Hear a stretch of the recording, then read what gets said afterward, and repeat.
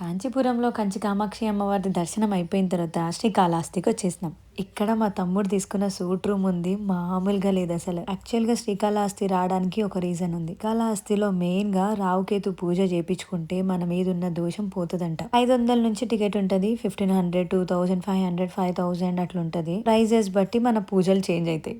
పైన శివపార్వతులు కనిపిస్తున్నారు కదా, దాని ముందే భక్త కన్నప్ప గుడి ఉంటది. శ్రీకాళహస్తి అంటే అర్థం తెలుసా మీకు? అసలు స్టోరీ ఏంటంటే, శ్రీ అంటే సాలెపురుగు, కాళ అంటే పాము, హస్త అంటే ఏనుగు. ముగ్గురు శివయ్య భక్తులు. అయితే వీళ్ళ ముగ్గురు మధ్యలో గొడవ వస్తది. నా భక్తి గొప్ప, నా భక్తి గొప్ప అని. ముగ్గురు ఒకరినొకరు కొట్టుకొని ప్రాణత్యాగం చేసేస్తారు. అప్పుడు శివయ్య భోలా శంకరుడు కదా, నా కోసం వీళ్ళు ముగ్గురు ప్రాణత్యాగం చేసిరు అని ఈ ముగ్గురిని శివయ్యలో అంకితం చేసుకుంటాడు. ఎవరికి ఏ ఏ పొజిషన్ ఇచ్చిండో కూడా ఇక్కడ కనిపిస్తుంది మీకు. భక్త కన్నప్ప కూడా తన కళ్ళు పీకి ఇక్కడున్న శివయ్యకి పెట్టిండు. చరిత్ర గల్ల శ్రీకాళహస్తి. వీడియో నచ్చితే ఓం నమ శివాయ అని కామెంట్ చేయండి.